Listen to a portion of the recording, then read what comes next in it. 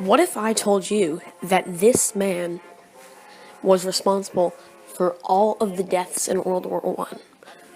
Well, back up a minute. It wasn't directly Napoleon, but it was the backlash against him which caused the Great War.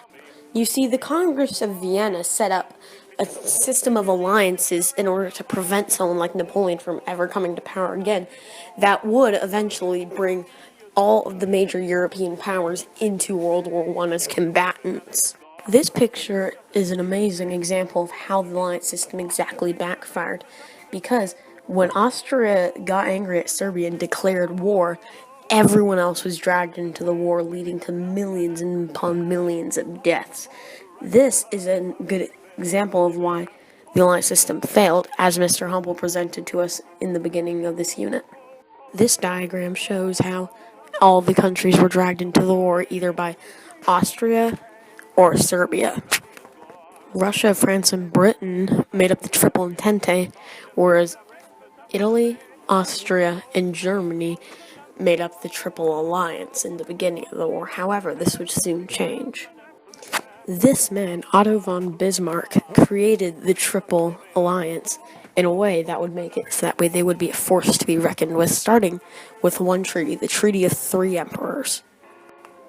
The Treaty of Three Emperors was there in order to create the three biggest monarchies in Europe at the time, Italy, Russia, and Germany, to keep their power in case of more revolutions.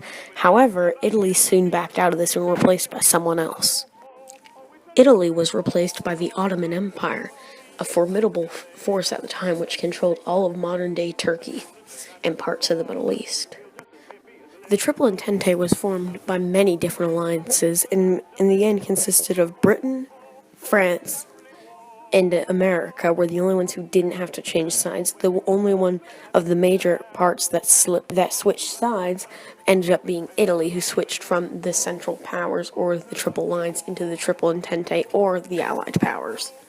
As you can see by this map, the Triple Entente took over many people in terms of joining the alliance, whereas the Central Powers sort of stayed the same, with the only exception being Bulgaria joining the war in 1915. The reason for this is because while the Central Powers were certainly appealing from a militaristic standpoint, in terms of previously set up alliances and imperialistic holdings, they really didn't quite compare to the Triple Entente. The alliances, combined with other factors such as militarism, imperialism, nationalism, and the assassination of Archduke Franz Ferdinand, poised Europe for a plunge into one of the bloodiest wars ever known to humanity, which will go down in history as World War I, the Great War.